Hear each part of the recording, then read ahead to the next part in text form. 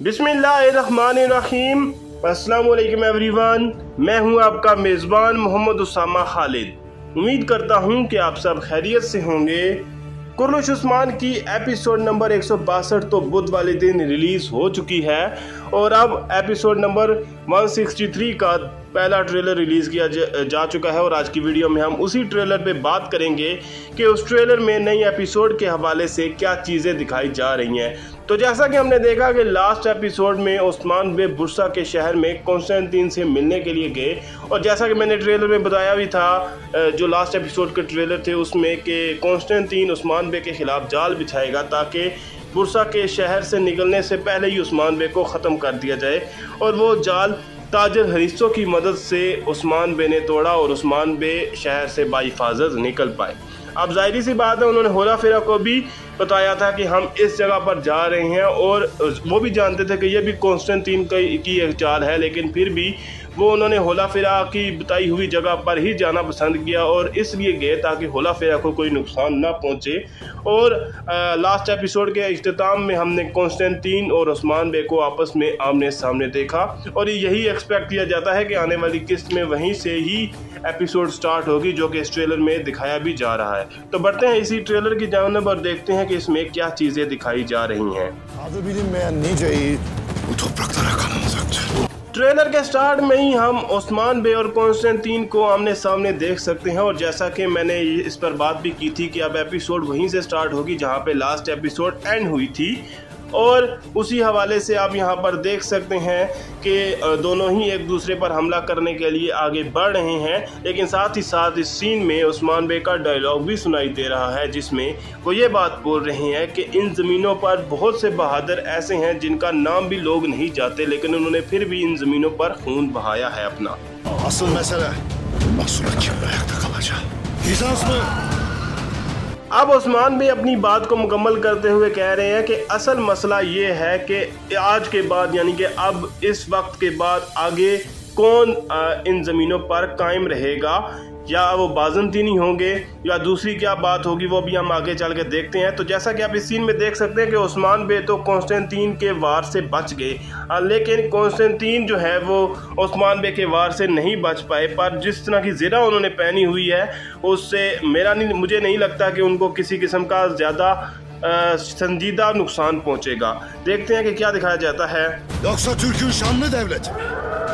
Derimiz soğumayacak ki kaybımız az olsun। Usman बे यहाँ पर अपनी बात को मुकम्मल करते हुए कह रहे हैं कि या तो इन ज़मीनों पर अब बाज़ंतीनी रहेंगे या फिर तुर्कों की अजीम सल्तनत जो कि आगे चलकर उस्मानी सल्तनत ही थी। तो उसके बाद यहाँ पर उस्मान बे कबीले में दिखाई दे रहे हैं और उसमें वो ये बात बोल रहे हैं कि हम ज़्यादा देर तक आराम नहीं करेंगे, या ये कह लें कि हमारी जो चमड़ियाँ हैं वो ज़्यादा देर तक आराम नहीं करेंगी या ज़्यादा देर तक ठंडी नहीं रहेंगी। ठंडी इसलिए नहीं रहेंगी ताकि हमारा जो नुकसान है वो कम हो, यानी कि हम मतलब कि मुसलसल जदोजहद करते रहेंगे ताकि हम अपने नुकसान को कम कर सकें। İyisin değil mi? Korkuttun beni. İyiyim abi, iyiyim. Keşke bunların hiçbiri yaşanmasaydı. Mahmad बे की मुझे अभी बिल्कुल समझ नहीं आ रही। पहले तो वो याकूब बे को जल्दी जल्दी कई कबीले लेकर आए और उन्होंने अलाउद्दीन बे को दिखाया और जब अलाउद्दीन बे खेमे से बाहर निकले तो गोंजा खातून के सामने ही उन्होंने अलाउद्दीन बे को बुरा भला कहा और उसके बाद जब गोंजा खातून की तबीयत ख़राब हुई तो फिर वो उनके लिए परेशान हो गए और यहाँ पर वो गोंजा खातून से भी उनकी खैरियत ही पूछ रहे हैं, जिसके जवाब में गोंजा खातून उन्हें बता रही हैं कि मैं ठीक हूँ भाई।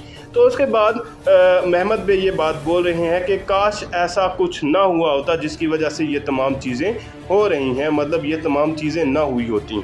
Bu imzasız mektubu bize kim gönderdi? Orhan'ın Holofira ile olan geçmişinden rahatsız olan। अब इस सीन में आप कॉन्स्टेंटीन को देख सकते हैं जो कि खैरियत से मौजूद हैं। फिल वक्त के लिए उनकी ज़िरा साथ नहीं है, तो आप अंदाज़ा लगा सकते हैं कि ज़िरा को ही नुकसान पहुंचा होगा।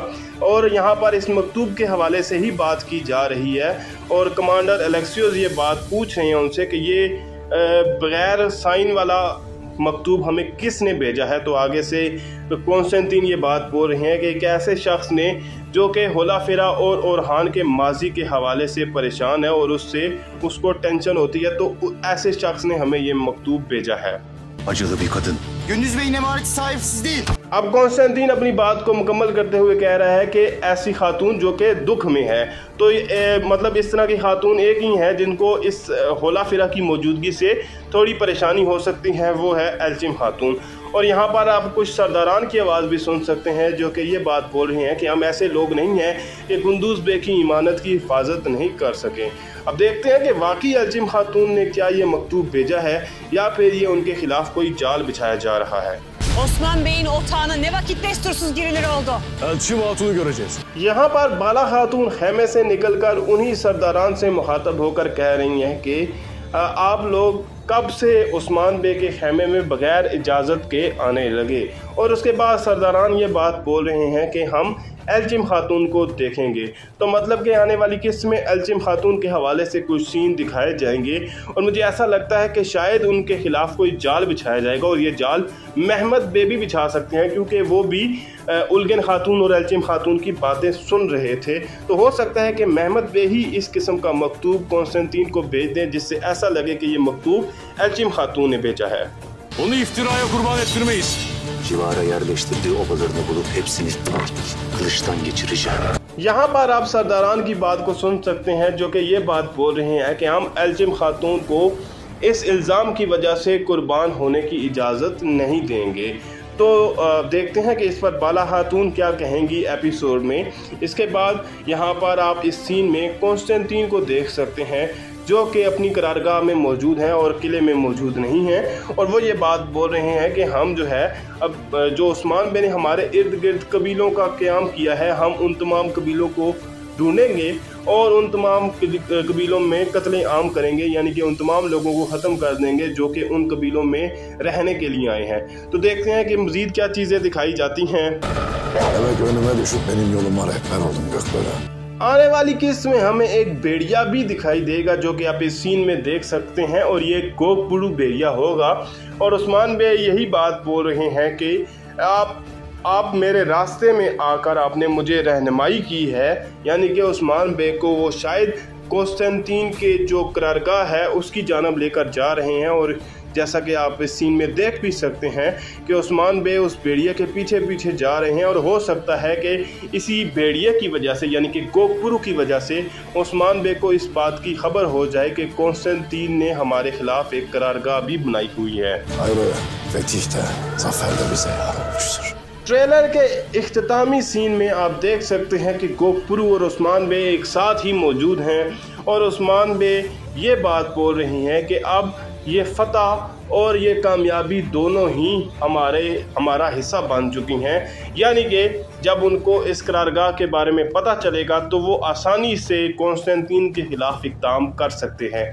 अब उस्मान बे इस बारे में क्या प्लान करेंगे ये हमें दूसरे ट्रेलर में भी अंदाज़ा हो सकता है, या आने वाली किस्त में हमें बेहतर अंदाज़ा होगा कि उस्मान बे का क्या प्लान है और मज़ीद इस एपिसोड में क्या चीज़ें दिखाई जाएंगी।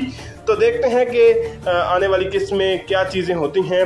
फिर वक्त के लिए इतना ही। अगर आपको वीडियो अच्छी लगी तो वीडियो को लाइक लाजमी करिएगा, चैनल को सब्सक्राइब करें और बेल आइकन को प्रेस करें ताकि आपको तमाम नई वीडियोस की अपडेट्स मिलती रहें। मिलते हैं बहुत जल्द नई वीडियोस के साथ, नई अपडेट्स के साथ।